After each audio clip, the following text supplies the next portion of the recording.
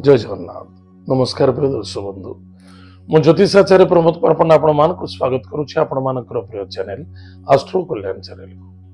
प्रिय दर्शक बंधु जो व्यक्ति मानक तो चैनल को देखुछंती सब्सक्राइब करिनांती सब्सक्राइब करंतु लाइक करंतु अधिक अधिक शेयर करंतु। एबे आसंतु जानिबा चंद्र ग्रहण। ताहले चंद्र ग्रहण दिवस रे चंद्र ग्रहण सप्ताह मासक मध्य क्यों क्यों राशि पाए कौन कौन फलाफल अच्छी आज हम जानिबा। ताहले चंद्रग्रहण क्यों दिन लगुची 7 सेप्टेम्बर 2025 मसीहा भाद्रव मास शुक्ल पक्ष पूर्णिमा तिथि शतभिषा नक्षत्र भुक्ते पूर्व भाद्रपदा नक्षत्र रविवार। ताहले प्रिय दर्शक बंधु ग्रहण केतबेले लगुची संध्या 9:57 ठारू रात्र 12:23 पर्यंत ग्रहण लगे किंतु ग्रहण मुख्य समय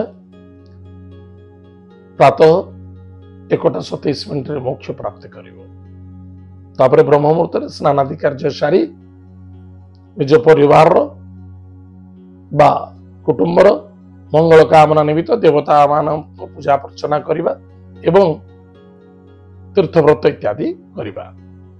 तो आज आम जाना मुख्यतः 12टी राशि कौन फलाफल मिल। मेष राशि धर्म विरुद्ध हवा उचित नुहे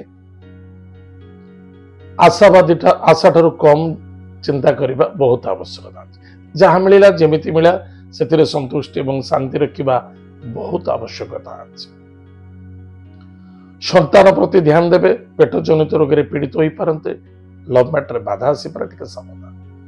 वृष राशि कर्म क्षेत्र उन्नति देखादेव व्यापार वाणिज्य सफलता देखादेव मान सम्मान प्राप्ति हम पिता स्वास्थ्य को नहीं चिंता देखा दे पारे एवं किछि कर्म क्षेत्र को नहीं चिंता बढ़ी पारे।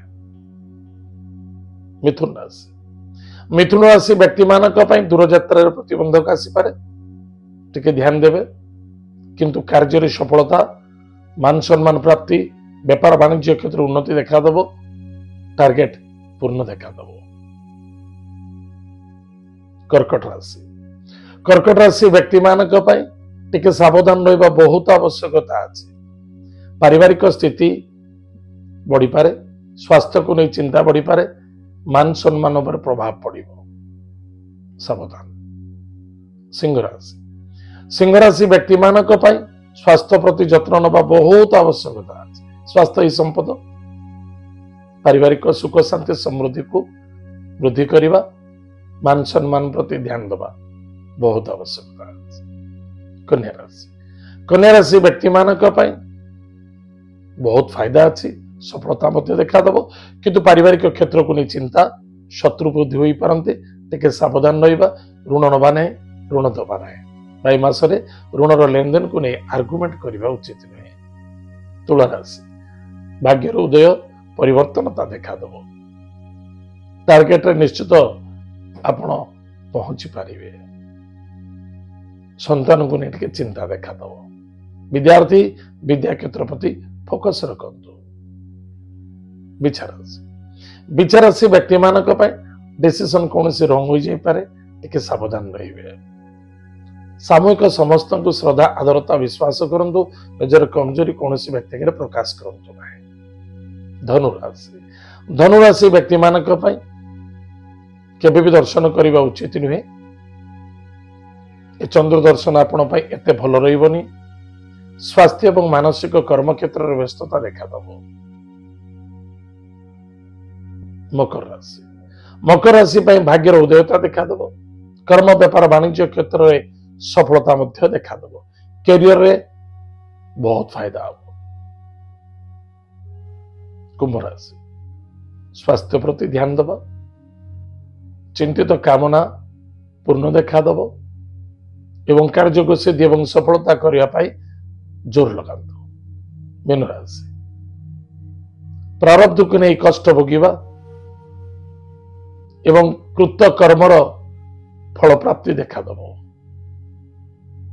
जैसी करनी वैसी भरनी व्यय पीड़ा देखादेव सावधान। ताहले प्रिय दर्शक बंधु ए सामूहिक आम 12टी राशि विशेष हम जानिले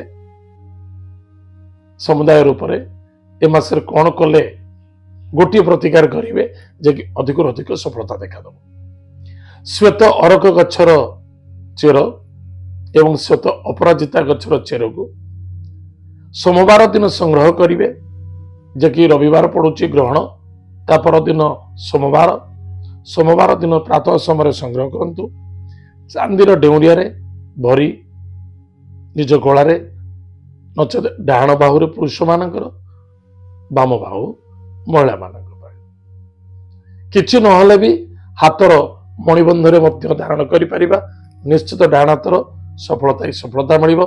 प्रत्येक दिन महादेवंको दर्शन करिबा प्रार्थना करिबा माता पिता को श्रद्धा आदर रखिबा तांको प्रणाम करिबा सेतिरे सेफ्टी एंड सिक्योर निश्चित रूप में मिलिबो। ताले प्रिय दर्शक बंधु निश्चित रूप में जानिले ए ग्रहण दिवस रे क्यों क्यों राशि पर कौन कौन प्रभाव पड़ो आज तो समय जाइए कार्यक्रम को आम ये रखुचु पुणी देखा आगामी अधिक अधिक शेयर करंतु अन्य जनक हित पाए। जय जगन्नाथ नमस्कार।